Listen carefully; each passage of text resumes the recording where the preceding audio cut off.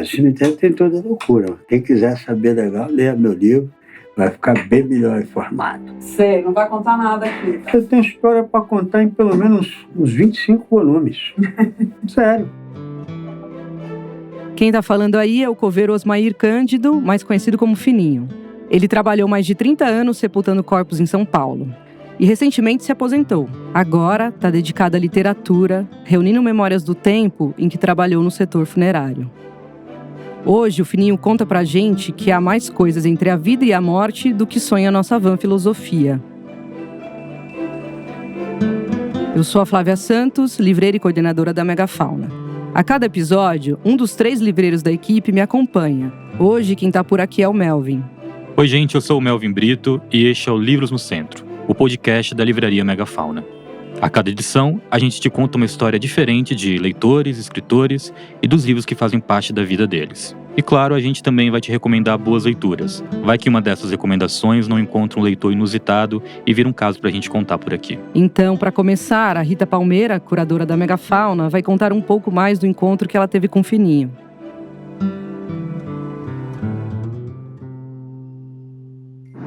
Eu acordei agora, não estou sabendo direito assimilar que eu sou um ex-coveiro.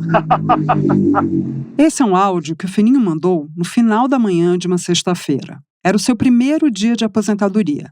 Na tarde anterior, ele tinha escapado do último expediente como coveiro para vir à Megafauna.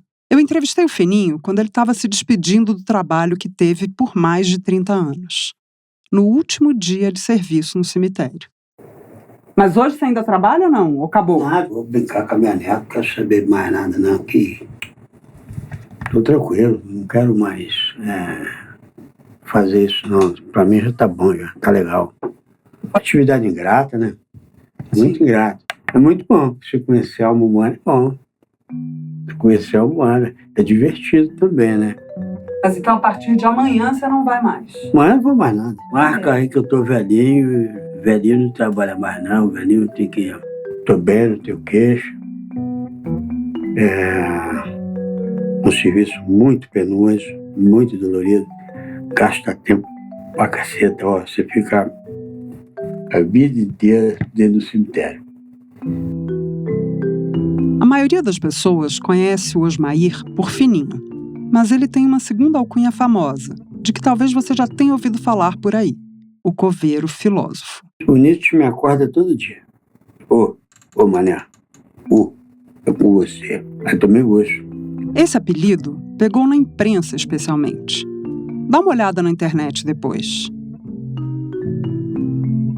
Enquanto Fininho sepultava e exumava cadáveres, ele cursou filosofia no Mackenzie, publicou artigo em jornal, foi personagem de matéria, deu entrevistas e escreveu um livro, que vai ser lançado em 2024 pela editora Fósforo. Depois que sepulto alguém, meu dia se cala. Mergulho em mim buscando alguma doçura que abrande o amargo que vem como um raio. Faço mais de um sepultamento por dia e nenhum é semelhante ao outro. Desse lado do muro tudo é muito fixo. Parece que as coisas tomam a rigidez dos corpos mortos. A rigidez vai se ampliando, trazendo o imagético e derrubando o que contra ela foi construído. Presos ao chão do cemitério estamos, eu e um tanto dos meus anseios, os cadáveres e a convergência de centenas de desesperanças que conosco transitam, medos e essa aguda solidão fincada em minha alma. As sombras de tantos féretros parecem ministrar minhas perdas. São anos cavando, enterrando pessoas, amores, ilusões, suor, humilhações, frio, calor, chuvas, granizo. Andei pela raiva. Nas adjacências conheci e recolhi o que há de mais horrível no ser humano. Deuses brasileiros imersos na mais profunda arrogância e hábitos do século XVIII. Certo que a empáfia sempre incomoda, mas a verdade retorna como eco. Vi tantas certezas se esfarelarem diante de quem pensava ser dono da razão. Você ouviu um trecho inédito do novo livro do Fininho, Memórias de um Coveiro, lido pela Mica Lins. Ele ainda não está na sua versão final. Esse título, inclusive, pode já ter mudado no momento em que você ouve esse episódio. Mas a editora Fósforo, gentilmente, nos autorizou a divulgar aqui no podcast um trecho ainda em edição. Porque a partir daí já dá para começar a entender o que o Fininho viveu no tempo em que trabalhou administrando perdas. E como o trato com a morte, a literatura e o que viu na pandemia se misturam na vida dele e no texto dele, que é um pouco do que eu vou contar agora. Meu nome é Osmair Camargo Cândido. Eu me formei, minha graduação foi na Universidade Presbiteriana Mackenzie, aqui de São Paulo.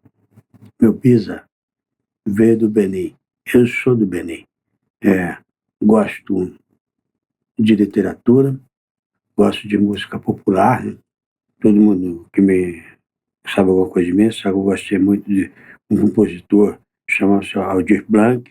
O Osmair é carioca, mas mora em São Paulo desde pequeno. Ele já trabalhou em tudo quanto é lugar. Fez faxina, foi carregador, prestou serviço em gráfica, em cartório. Aí eu virei coveiro, no cemitério de Vila Nova, Cachoeirinha. E ficou lá no de Vila Nova, Cachoeirinha, quantos anos? Há uns 4, 5. E aí foi pra onde? Trabalhei no cemitério do Araçá, Perus, Rabecão.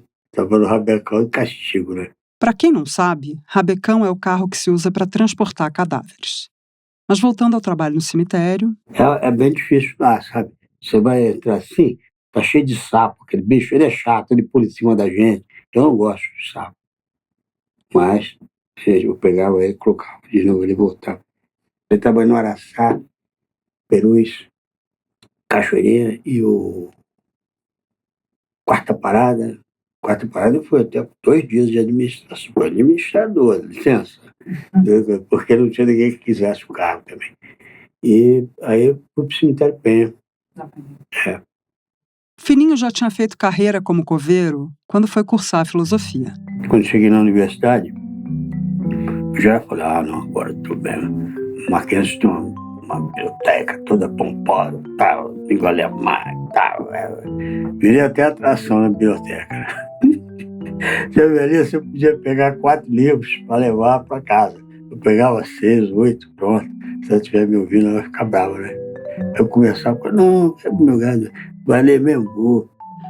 Como a grana sempre foi curta, o Fininho não era um cara de comprar um monte de livros.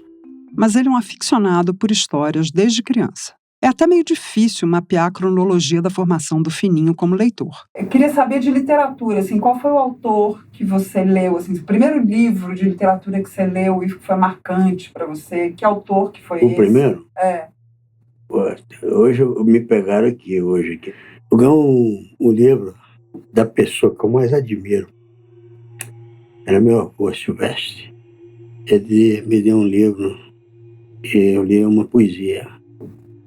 Está escrito assim: Salve noites do Oriente, noites de beijos e amor, onde os astros são estrelas, no éter da larga flor, onde pende a meiga lua como cimitarra nua por sob um domã azul, e as vagas de dardanhelos beija em lascivos anhelos a saudade de Istambul.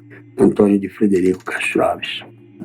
Então, marcou meu coração e graças ao cemitério eu tive a oportunidade de tocar na sepultura dele. Fiquei muito emocionado. Entrei dentro. Ele foi sepultado no cemitério do Campo Santo e depois transferido o resto mortal dele para a Praça Castro Alves. Assim como literatura, morte é um assunto que retorna o tempo todo na conversa com Fininho. Por isso você vai notar que escapam umas coisas como... Essa gente valia a pena ressuscitar só para ler. Quem não gosta da Rio da não sabe nada. Lígia Fagundes Telles. Clarice Lispector. Valia a pena ressuscitar só para ler. Depois morri de novo, mas eu queria ler de novo. A capacidade de Lígia Fagundes é muito boa. Horas nuas, entendeu? Eu só li porque eu achei no cemitério, viu, gente? Não tem dinheiro para comprar, não. O cemitério do Araçá foi onde Fininho trabalhou por mais tempo. É desse tempo também que ele traz as memórias mais fortes. No Araçá foi o cemitério onde você trabalhou mais tempo? Mais tempo. Mais me identifiquei, né? Mais eu aprendi. Se qualquer pessoa queira aprender qualquer coisa sobre a vida, eu aconselharia isso, né? Agora não vai aprender mais não, porque está privatizado, vai aprender a coisificação da vida, né? Coisificação. Como é que dá para dizer isso sem ser mal compreendida? Bom, eu acho que com as informações do Fininho que eu dei até agora, dá para imaginar que não demorou muito para que ele, na rotina do ramo funerário, encontrasse uma série de cruzamentos entre o fim da vida e a literatura. De alguma maneira, a gente pode dizer que isso rendeu episódios felizes para o Fininho, por mais torto que isso soe para quem evita falar de morte, de luto, de perda, que é bastante gente. Foi lá no Araçá que o Coveiro conheceu, por exemplo, o poeta Augusto de Campos, que é uma inspiração para ele. Lá estão as cinzas do Haroldo de Campos, na quadra 5, do lado da administração. Tinha um jardineiro que cuidava lá, Luiz, falou, ó, tem um cara aí, que ele é poeta, ele é doido que nem você, não sei o quê. É mesmo, mas bora ver o que é o cara.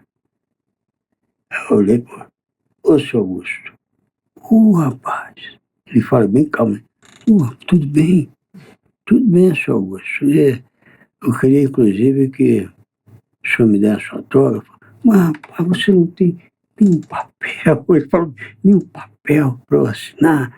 Eu falei, pois é, estou escrevendo, traga a sua obra. Aí eu tirei onda, né? Minha obra está aqui. Ele deu risada. Aonde? No seu bolso? Não, aqui no meu coração. Aí ele riu também. Eu falei, não vou tomar seu tempo. Não vou tomar seu tempo, não, senhor.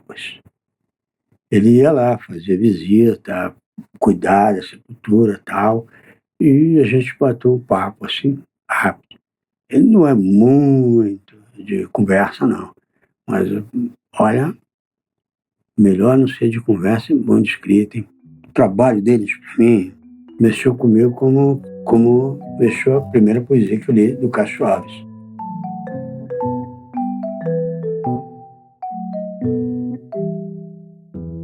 Quando eu converso com gente que no trabalho lida diretamente com o sofrimento humano, não é incomum ouvir que precisa criar certa casca para conseguir lidar com o entorno sem adoecer.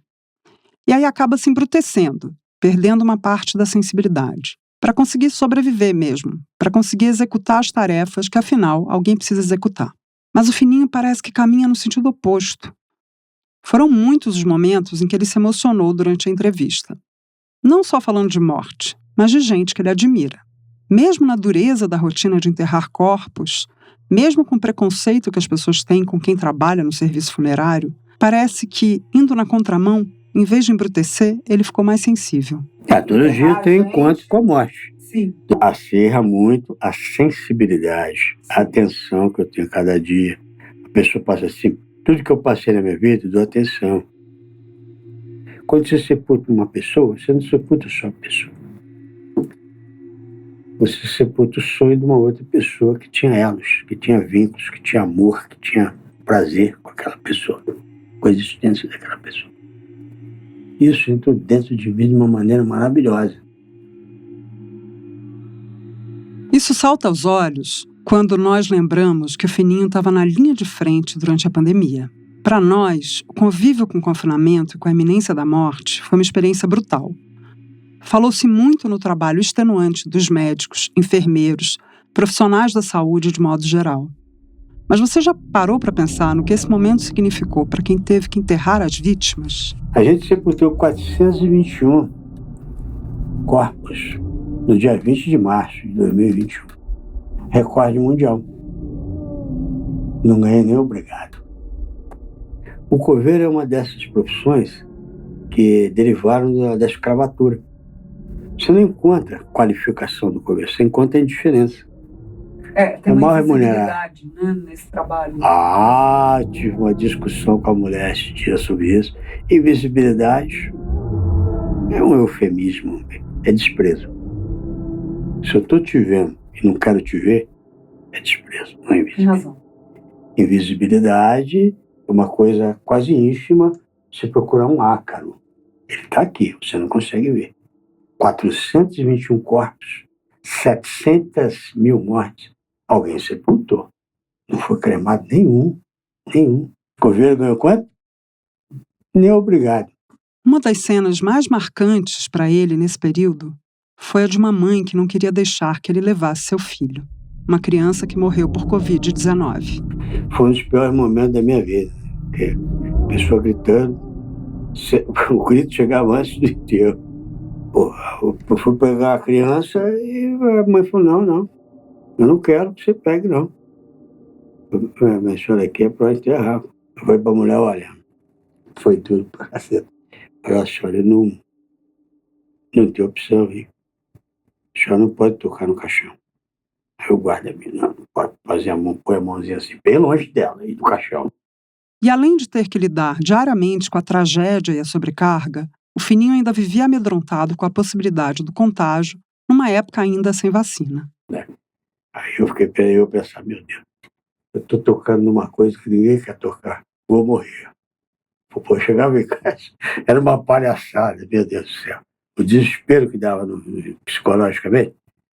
Aí tomava banho com água de lavadeira, aí passava comida pela janela. Eu ficava pensando, meu Deus do céu, comecei a vida como cachorro, roubando comida do meu pai, estou terminando agora como um cachorro, cara.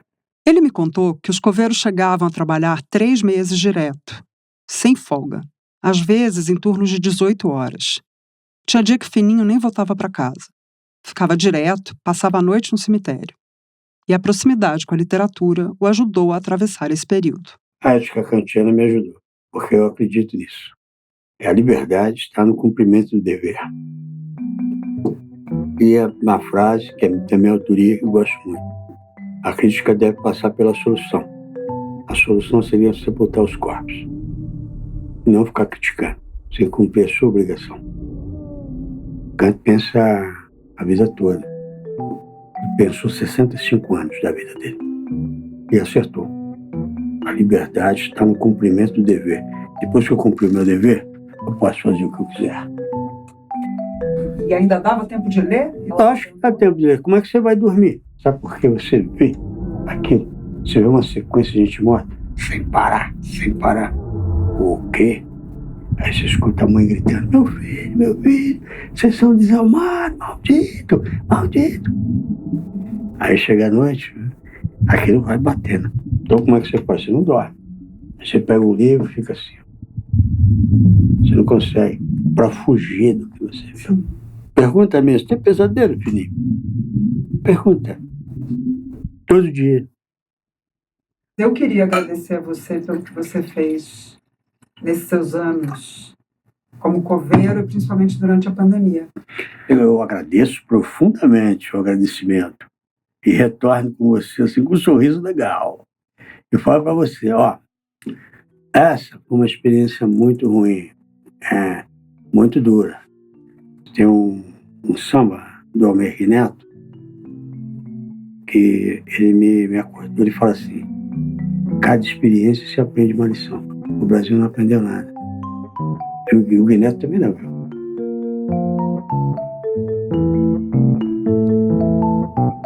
Eu ouvi várias vezes essa gravação e esses alívios cômicos me chamaram a atenção em todas elas. O Fininho é um narrador habilidoso, vai levando a gente de uma emoção para outra com muita facilidade. Num certo momento, nós estávamos falando de como nossa capacidade de compreender o mundo diminui um pouco toda vez que nós perdemos alguém. A vida parece que fica menor. E ainda assim, e o Fininho já teve a difícil tarefa de sepultar gente próxima a ele, parece que ele sempre tem uma carta na manga, um jeito de passar por isso com menos dureza. Eu já tô velho, velho não carrega rancor, velho carrega chinela, né? Não. Esse jeito do Fininho de levar a conversa e essa acidez com que ele encara as coisas fizeram ainda mais sentido depois que ele falou mais dos seus escritores favoritos. Eu gosto até hoje do escritor do Cosme Velho, o Bruxo. É Joaquim Maria Machado de Assis. Esse sim. Antônio de Almeida, bom livro, muito bom o livro dele. José de Alencar, para mim quem escreveu escritor brasileiro é Machado de Assis. Ele é escritor. Ele é escritor porque ele escrever é descobrir o ser humano, que é o ser humano. Então, você pegar as frases dele, como ele escreve, síntese, simplesinha. E a ironia, ninguém vence. Teve os Drummond, Bandeira, Machado não. Marcela me amou durante não sei quanto tempo e 2 contos de ré. Tá inteirado? Sim, memórias postas. Então, depois eu sempre admirei a capacidade dele te induzir. Ele te induz. Já leu Cartomante? Sim. O cara começa a ler, tem a impressão que vai se safar, né? Te protegendo do spoiler. Continua. Então, é isso que me prende. Eu gosto muito, muito, muito de Machado de Assis. Não encontrei ninguém semelhante. Assim, lógico, tem outros autores que eu li. Lima Barreto, gostei muito. O Lima Barreto estuda com a realidade. Então, a narrativa dele impressiona, marca. Ele é cru. Chamou a atenção o Fininho mencionar 2 grandes autores. 2 autores negros e que, de maneiras distintas, tratam da matéria nacional entre meados do século XIX e início do século XX. E, de alguma forma, a percepção da nossa grande miséria, de que o Fininho fala bastante, está no Machado e está no Lima. O Lima Barreto tinha o travo do não reconhecimento e da pobreza. Imagino que isso ecoe de algum modo no Fininho. Do Machado, ele falou especialmente da ironia e do estilo do escritor. E do personagem favorito dele, o Luiz Tinoco, do conto Aurora Sem Dia. Nas palavras do Fininho, o livro vai, abre aspas, de promessa em promessa em promessa. Promessas que nunca se cumprem, como no Brasil. Fecha aspas. Mas nem mesmo os escritores mais admirados pelo Fininho dão conta para ele de retratar bem a morte ou o ofício do coveiro. Ao contrário do que diz William Shakespeare, na peça Os Coveiros, Então. Machado de Assis, que diz o trabalho de coveiro frio e mecânico, é isso. Ao contrário dele. Eu, como coveiro, eu tive uma experiência maravilhosa, assim, ó. A peça que o Fininho se refere aqui é o Hamlet, do Shakespeare. Possivelmente a referência mais imediata quando a gente fala dos coveiros na literatura. No enredo, o príncipe Hamlet decide vingar a morte do pai, o rei, depois de descobrir que o assassino é seu tio, Cláudio. O trecho a seguir foi retirado da edição da Ubu, A Tragédia de Hamlet, Príncipe da Dinamarca, e tem tradução da Bruna Beber. A leitura é da Mica Lins e da Yara Janra.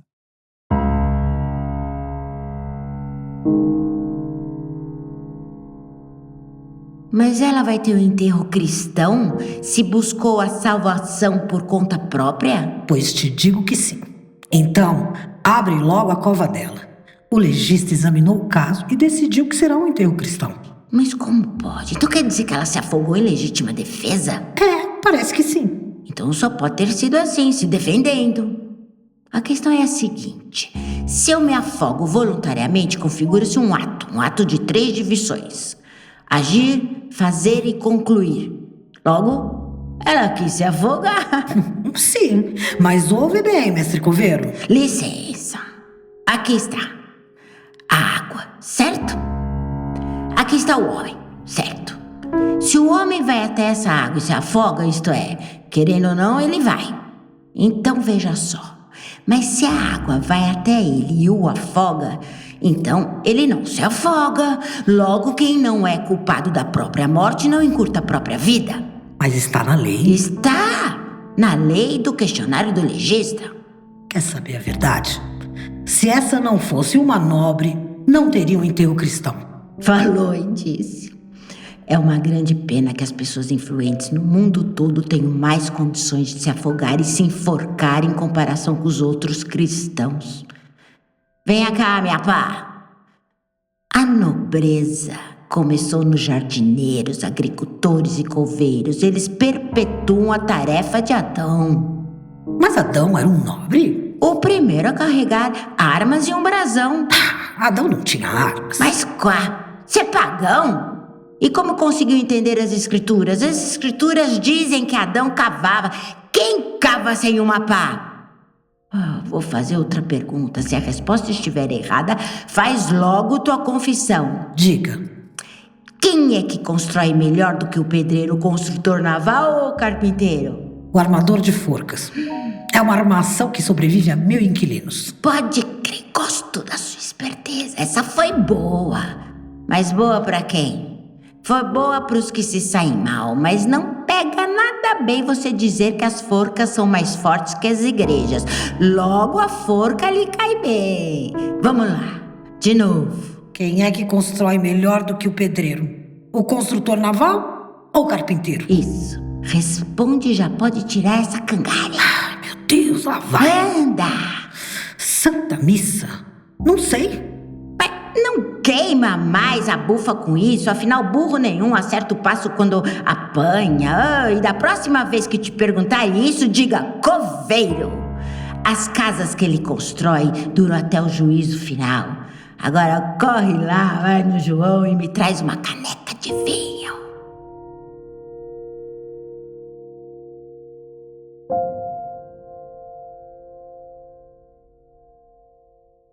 Nessa cena, 2 coveiros preparam a cova de Ofélia, que é noiva de Hamlet e uma das vítimas dessa tragédia.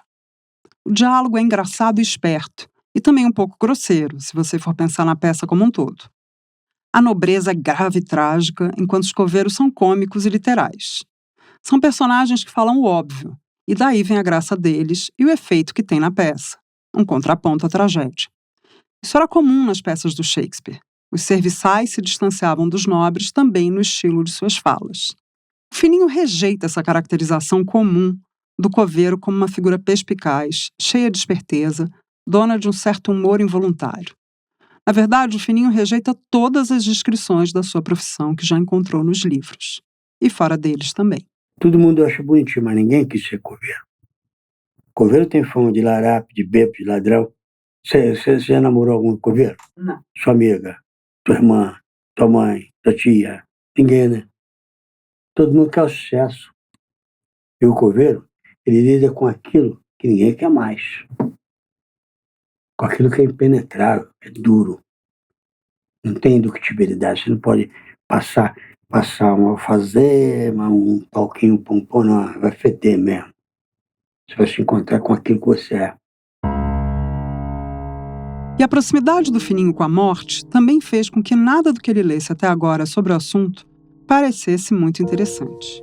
Aquela morte mentirinha, nem aquela mortinha, né? É, então tô Escreve mal. Escreve muito mal, viu, credo? Não dá pra ninguém escrever sobre a morte porque ninguém passou por isso, é isso? É? Tudo é fantasia. Sabe por que não dá? Tem milhões aqui na porta dessa igreja aí, não querem morte. Eu vou ressuscitar, vou estar com Deus. Por que você não leva teu inferno, que foi tua vida? Por que não? Foi teu inferno, tua chatice, tua opressão, arrogância, vaidade. Pô, leva também, cara. Eu não quero o céu, não. Muito obrigado. No céu, não sei se vai tocar o Zeca Pagodinho, eu gosto de ver o Zeca Pagodinho, né? Cantar com o Barbeirinho, né? Barbeirinho do Jacarezinho, eu gosto. O jacaré, o quê? É dos meus prediletos, pô. Cantar pra subir pra Bangu. Não quero aqui romantizar o ofício do coveiro ou supor que, guiados por esse personagem carismático, nós agora vamos falar de cova e de cadáver na mesa do bar. Mas acho que dá para falar de outro jeito da morte. Que seja pelo menos um jeito mais franco, mais transparente, menos envolto em tabu. Já pensou na sua própria morte? Como é que você quer morrer? Dormindo, né? Não vai morrer com a meia furada, não. Quando eu pegar a cadáver, eu dar uma risada. Todo mundo tem meia furada. Eu penso em morrer rapidamente. Baleado, esfaqueado, me joga de cima do prédio. Nossa, mas mortes violentas, então. Por quê? Depois ele explicou que o apelo não era a violência envolvida nesse tipo de morte, mas a velocidade. Fininho queria dizer que não queria ficar muito tempo doente, morrendo aos poucos, morrendo várias vezes. Mas ele optou por me dizer isso de um jeito mais trágico. E como coveiro, você tem o prazer de chegar próximo ao que é um ser humano. Se despede de fantasias, se despede de vaidade, de protocolo, de educação, de tudo. Aí você pensa, bom, o cara é escritor, é o coveiro filósofo. Já planejou o jeito que quer que a vida dele acabe, certamente numa riqueza de detalhes. Ele já deve ter programado até o texto do epitáfio. Já. Morreu de saco cheio. A gente volta já já para um bate-papo sobre a história do Fininho.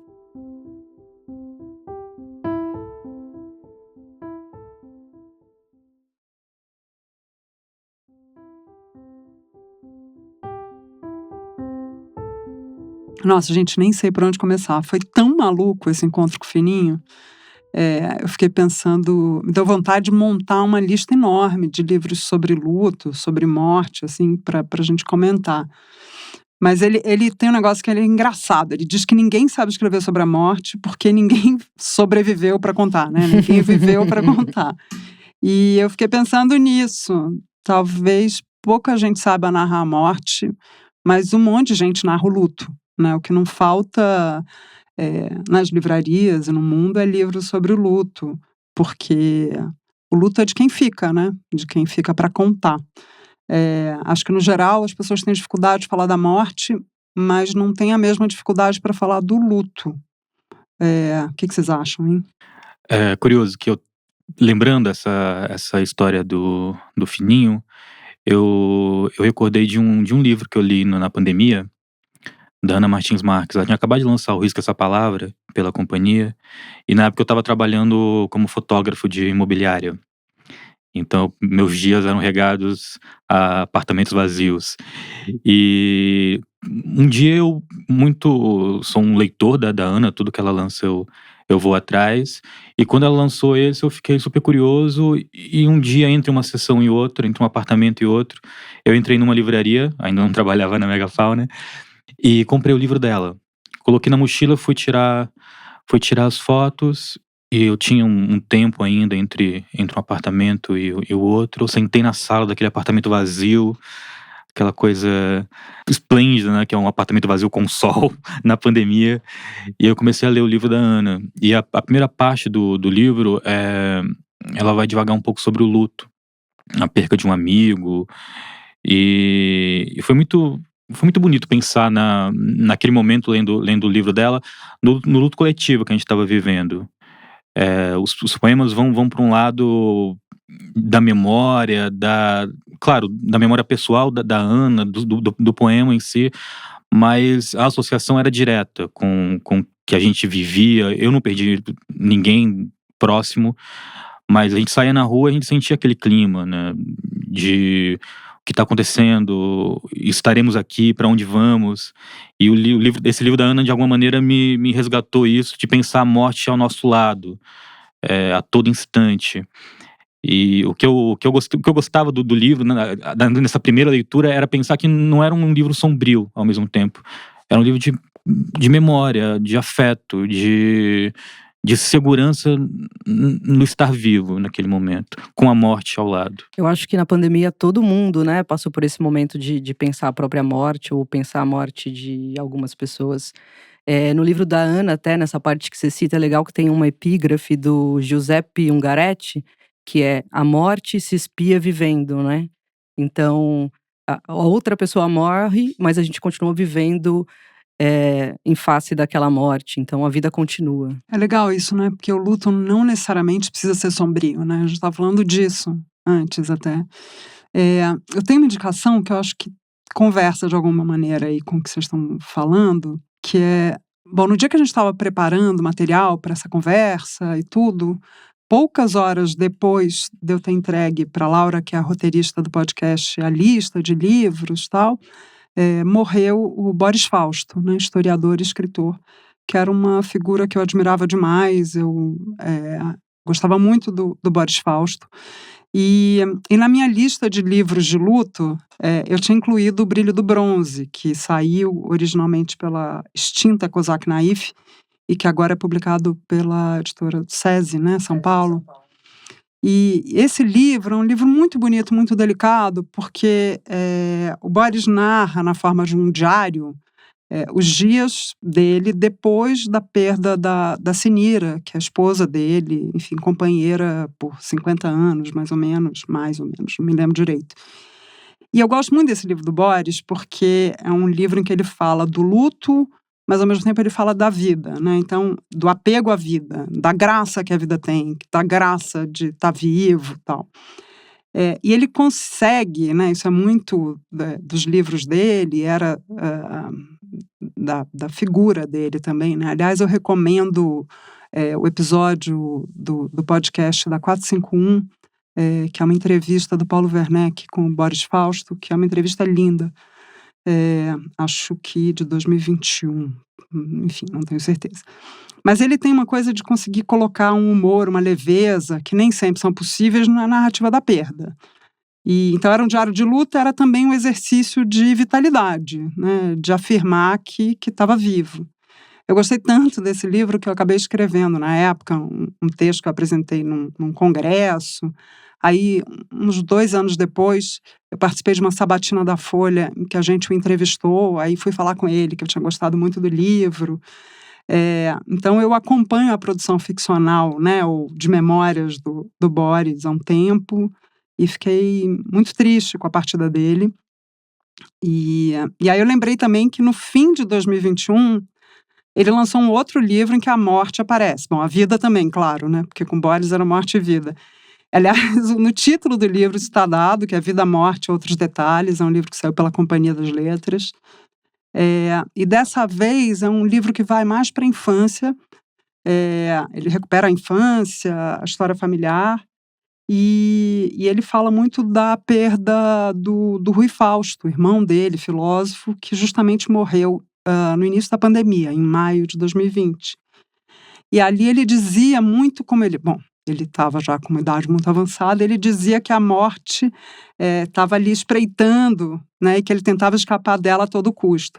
E aí no último capítulo ele faz até uma brincadeira curiosa com isso, mas eu não conto para não dar spoiler. Você chegou a fazer uma resenha desse livro, né? O Vida e Morte, outros detalhes pra Megafauna, pro site da Megafauna, não foi? Acho que eu lembro disso. Fiz. Aliás, isso rendeu um e-mail dele muito fofo, assim. Eu fiz essa resenha, eu tinha gostado muito do livro, e acho que foi a Marta Garcia que o editava, enfim, amiga dele, quem mandou a resenha para ele e passou meu e-mail. Então, um dia eu abro minha caixa de entrada lá, meu e-mail, e tinha um e-mailzinho dele, assim, até anotei para falar aqui. Diz assim: Prezada Rita, gostei bastante de sua resenha de meu livro porque é elogiosa. Quem não gosta de elogio? E mais ainda, substantiva. Um abraço, amigo do Boris. Então, ele era muito querido, assim. E ele era, né, a gente não se conhecia pessoalmente, nada disso, mas era uma pessoa de uma gentileza, de um humor, um afeto, tinha uma escrita muito gostosa, assim. Então, bom, resumidamente, minha indicação de leitura principal nesse episódio é O Brilho do Bronze, exatamente porque fala da morte elogiando a vida. Não sei se vocês perceberam que eu tô bem quietinha, né? Por quê? Por que será? Eu gostei do episódio do Fininho, quando ele fala sobre a morte, fazendo um elogio à vida. Eu achei legal essa perspectiva, né? Não a perspectiva só da dor da morte, mas a perspectiva de quem fica. É bem legal.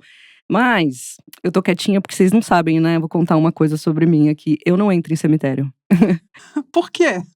Não sei, quando eu tinha 12 anos, eu entrei num velório de um primo e depois disso eu nunca mais entrei.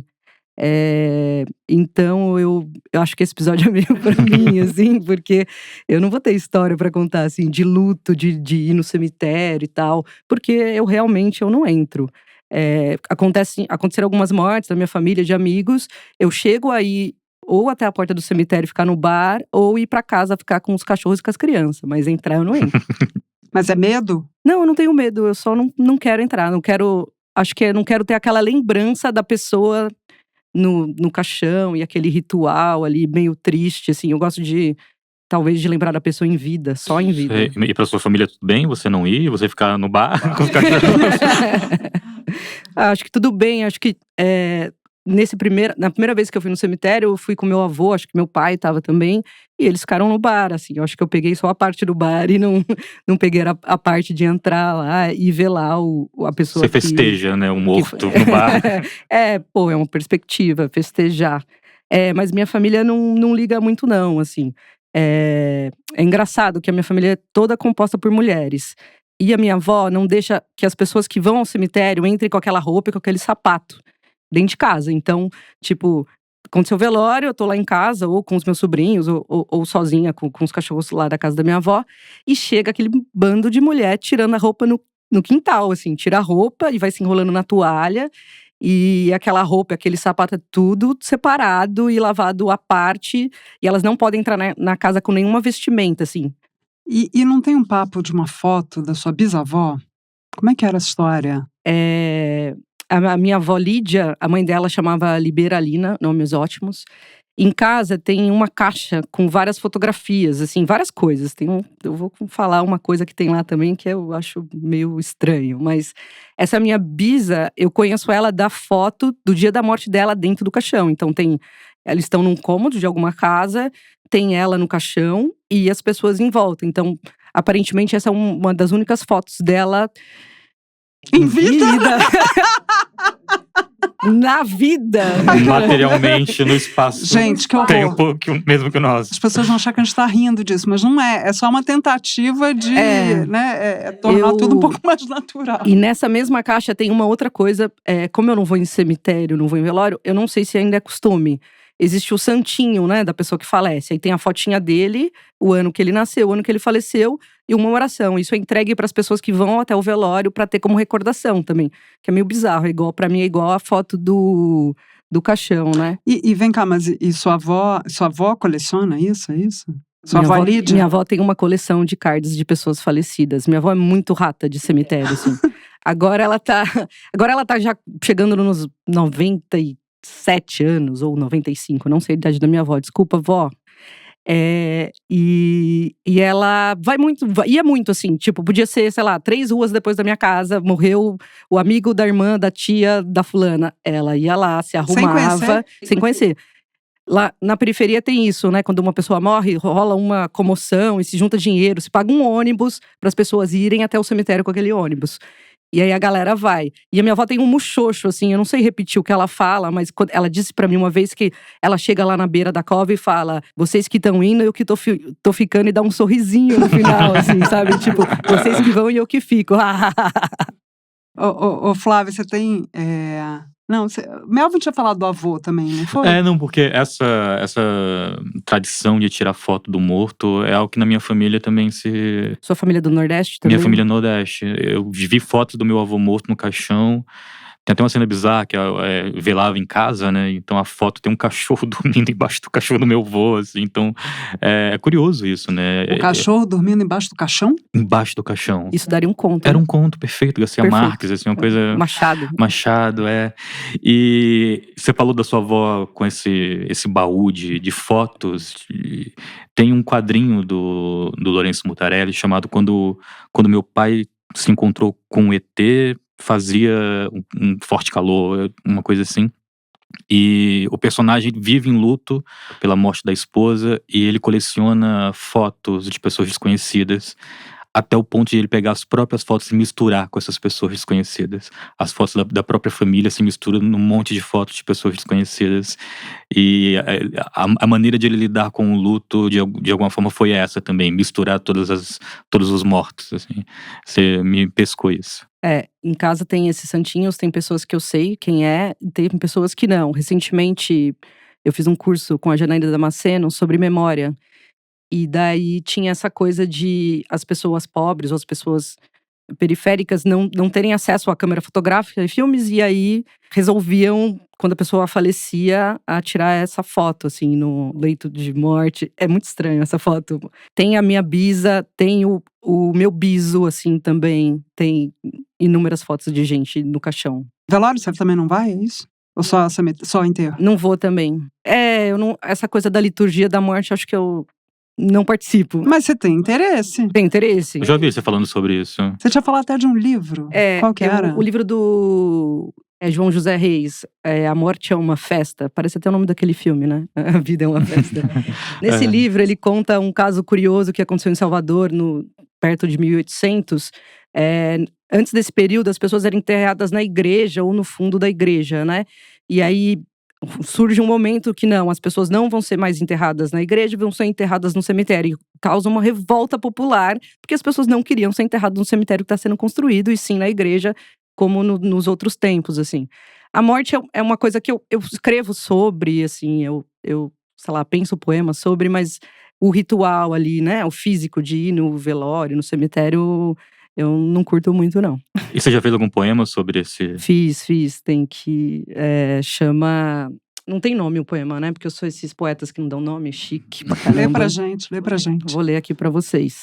Mas é inspirado no quê esse? É inspirado nesse primeira vez que eu fui no cemitério e nunca mais fui. Primeira e única vez, né? Isso. Que cemitério que é? Algum dos que o Fininho… Não, é o maior cemitério da ZL, chama Cemitério da Saudade. Então, ZL, pra quem não é de São Paulo, é a Zona Leste. Zona Leste, Jardim Camargo Novo. Vou ler pra vocês. O primeiro cemitério que eu conheci foi a Saudade, mas o morto e a dor daquele morto não eram meus. Em casa, como costume, não se pisa com mesma sola de pés de cemitério. Minha avó com intimidade chama-o só de saudade. Despede-se do morto como num rito. Eu ainda estou aqui. Ah, adorei! Que lindo. Tá no livro de Soluções do Como, o seu livro, meu né? primeiro livro. Que saiu pela Demônio Negro, não foi? isso. Maravilha.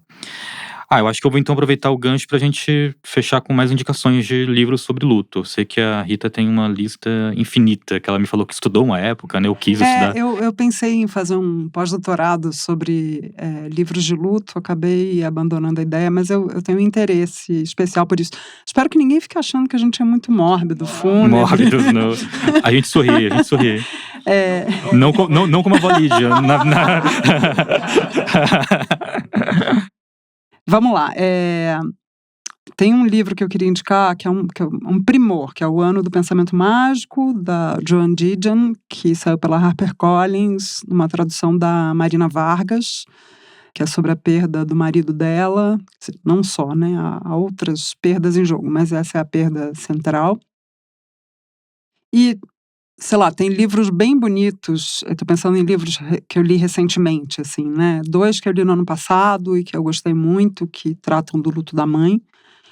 Um é o Lili, da Noemi Jaffe, e o outro é o Mãe, do Hugo Gonçalves, que é um escritor português. Os 2 saíram pela companhia, e são bem bonitos, assim. O da Noemi é realmente uma pérola, e o dele é um livro forte também.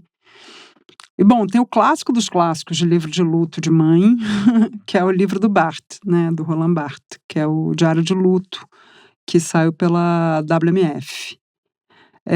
Aí tem um último livro, que na verdade é aquela coisa do… não li, mas parece que é ótimo. Que é um último livro, que é o livro do Tiago Ferro, O Pai da Menina Morta, que saiu pela Todavia. Aliás, o Tiago acabou de lançar um outro livro, que é O Seu Terrível Abraço, também pela Todavia. Só comecei a ler, tô bem no inicinho. Mas O Pai da Menina Morta, todo mundo disse que é incrível, eu não tive coragem de ler, porque é a história de um pai que perde uma filha. E aí, história de luto, desses lutos antinaturais, aí para mim são mais difíceis. Acho que por isso até que eu acabei abandonando a ideia de estudar livros de luto. Você leu, né? Eu li o livro do Tiago, é incrível, assim. Eu li assim que saiu, 2017, 2018, não me recordo. Mas eu lembro de ficar super impactado. E tem uma passagem narrativa que o narrador conta a história, do ponto de vista dele, do coveiro que enterrou a filha. Então super lembrei do Fininho. Desde a hora que ele acorda até a hora que ele vai dormir em posição fetal, aquele homem que enterrou a minha filha, e eu aqui chorando. É um livro incrível, assim, forte, mas super recomendo. Outro que eu lembrei foi um que saiu agora pela Fósforo recentemente, que é o Aos Prantos no Mercado, que é o primeiro livro da Michelle Zauner, que inclusive é vocalista de uma banda que eu acho bem interessante, chamada Japanese Breakfast. E depois você vai dar uma palhinha cantando? Eu vou dar uma palhinha. Eu fui no show no Primavera Sound, foi um show incrível. E a Michelle lançou esse livro sobre o luto precoce da morte da mãe dela, assim.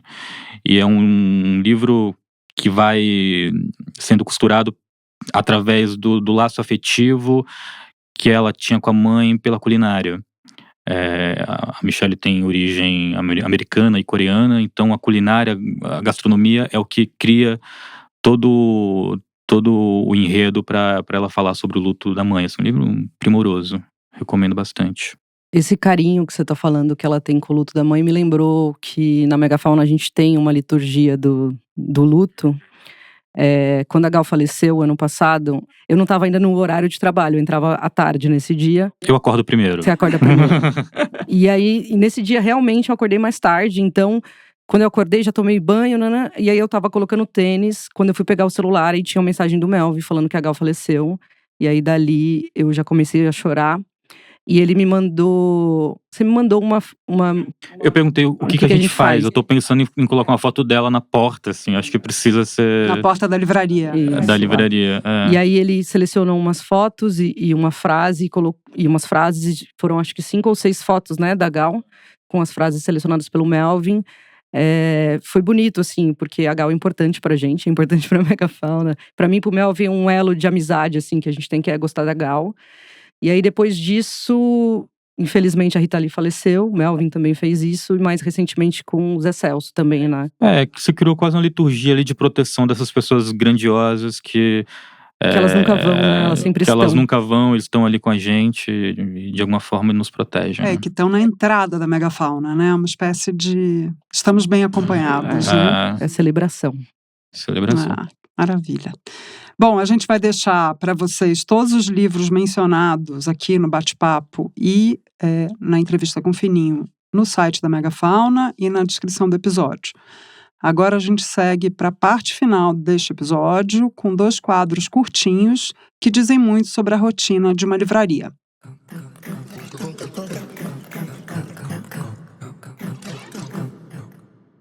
Quem já trabalhou como livreiro sabe que uma das atribuições do cargo é decifrar enigmas. O cliente chega por aqui, dá umas voltinhas e aí vem. Por favor, você poderia me ajudar? Eu estou procurando um livro. É um gatilho. Você já sabe que vai ter que descobrir um título pela descrição da capa, cor, ilustração e tamanho. Já rolou até de trazerem foto de um trecho para ver se a gente encontra de onde ele saiu. Então, para treinar aqui a habilidade da adivinhação, a gente criou o quadro Sabe aquele livro? Funciona assim.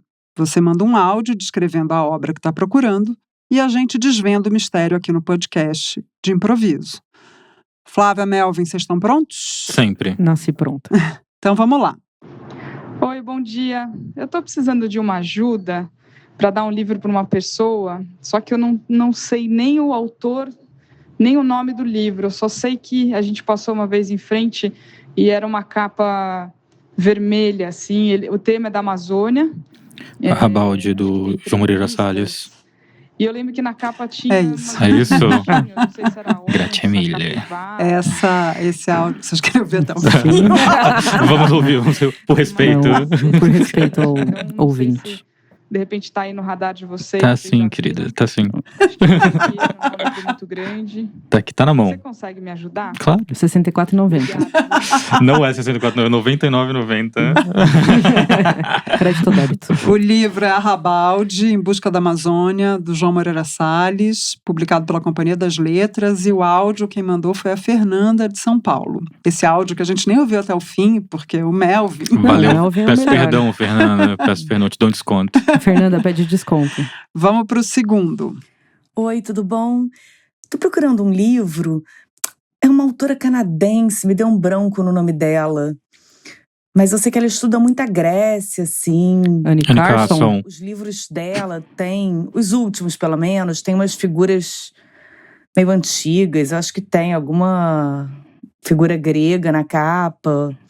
Sabe qual é? Os dois têm. É o da 34, não é? Diferentes editoras aqui no Brasil.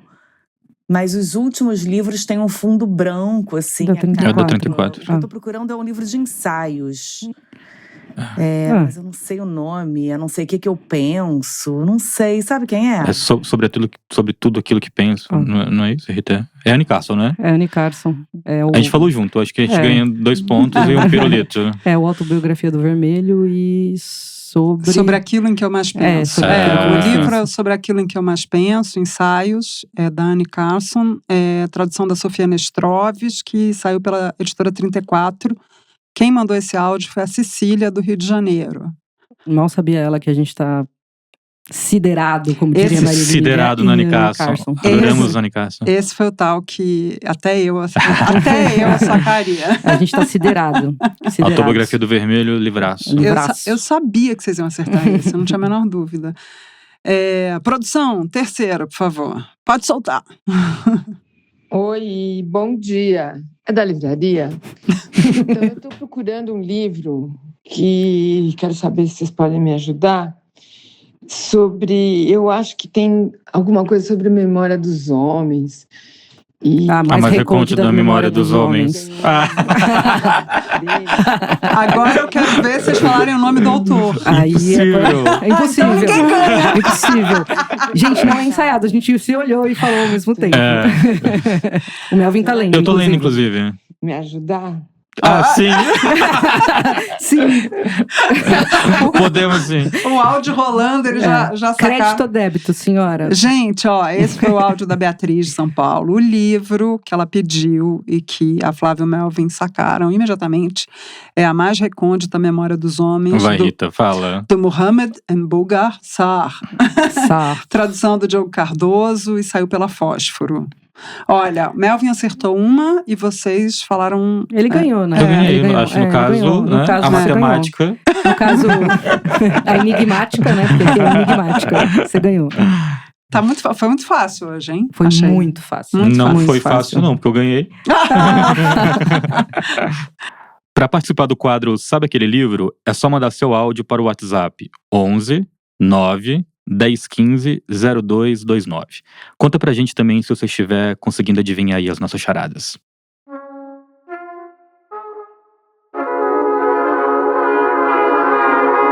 E para terminar essa edição, uma boa recomendação de livro. Se você já conhece a Megafauna, deve ter visto nas nossas redes o Devorados, um espaço em que o time da livraria indica leituras que considera imperdíveis. Se você ainda não viu, vale a pena dar um pulo no nosso Instagram, que é @livrariamegafauna. A gente traz também pra cá, cada episódio, um livro que uma pessoa da nossa equipe ou um convidado especial devorou e recomenda. Seja um lançamento ou uma obra lida faz tempo, mas que tem o potencial de te prender também. Hoje, quem vai sugerir a leitura para vocês é a Irene de Holanda, diretora da Megafauna.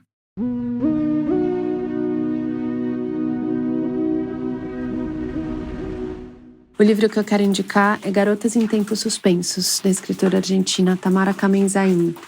Foi publicado pelo Círculo de Poemas, com tradução da Paloma Vidal. Os poemas desse livro, eles fazem uma espécie de homenagem à poesia latino-americana e podem ser lidos também como se fossem pequenos ensaios. Ela vai identificando uma série de temas recorrentes na poesia escrita por mulheres e também joga uma certa ironia na forma como as mulheres são retratadas na literatura. O livro ele foi escrito durante a pandemia, numa situação de confinamento, e isso chama bastante atenção porque ela fala muito sobre isolamento e sobre aquele momento, mas também porque ela faz uma espécie de ensaio geral assim, sobre o assunto, uma espécie de despedida, digamos. É um livro que eu acho que pode interessar muito para quem gosta de poesia e para quem tem interesse em literatura latino-americana. O Livros no Centro fica por aqui. Lembrou de alguma história inusitada sobre livros que possa render um bom episódio? Você pode mandar sugestões pelo @livrariamegafauna no Instagram ou por e-mail podcast@livrariamegafauna.com.br.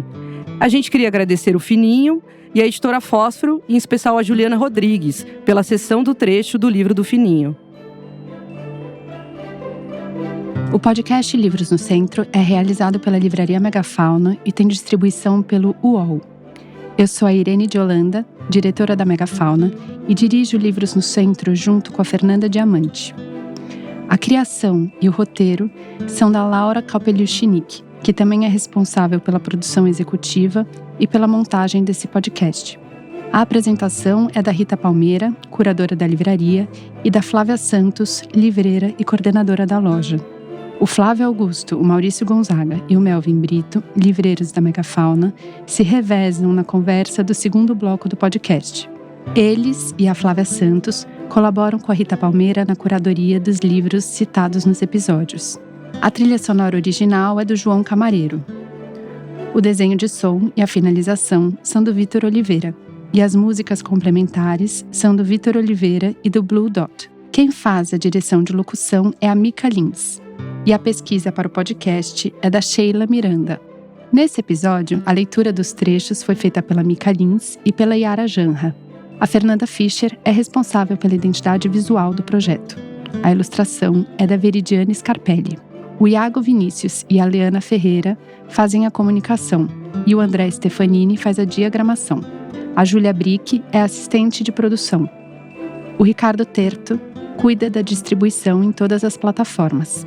A Bia Guimarães e a Sara Zobel deram consultoria para o projeto. A transcrição de áudio é do Miguel Ramos. Esse episódio do Livros no Centro foi gravado no estúdio Parede Meia.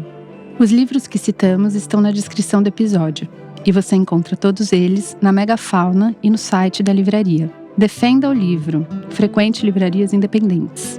Dessa forma, você descobre boas leituras e ainda fortalece a bibliodiversidade. E ficamos por aqui. Te esperamos no próximo episódio.